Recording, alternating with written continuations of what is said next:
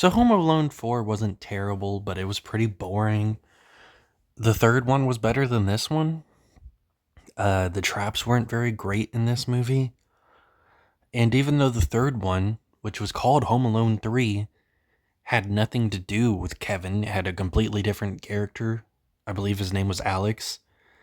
This one decides that it's going to continue this Kevin story in Home Alone 4 for some reason. And they just do all kinds of weird stuff like uh the actor for this Kevin looks way younger than Kevin was in Home Alone 2, but this is supposed to be a continuation of those movies. I think that's kind of weird.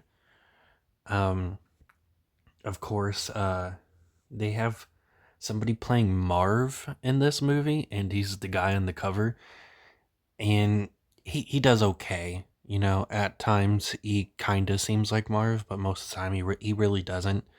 And then the girl that's on the cover with him is his wife.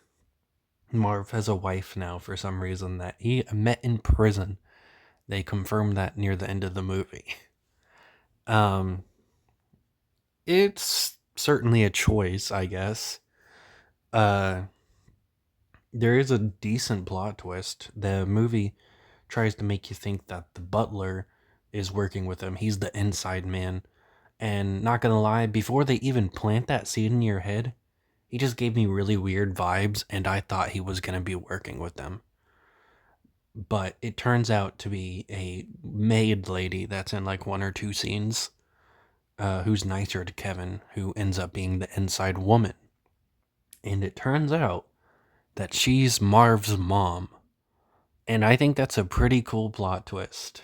It's not like mind blowing or anything, but it does make the movie slightly better. Um, they also decide that Kevin's parents are going to be divorced or going through a divorce in this movie, and Kevin's dad is going to be with a new girl, and he's going to be played by the one guy from the cop show. Just wow, it's kind of funny because of course there was Eric Matthews in Saw who was also played by a cop actor. And Home Alone is compared to Saw all the time. That is just like a PG version of Saw. Um Overall the movie, there wasn't that much interesting about it.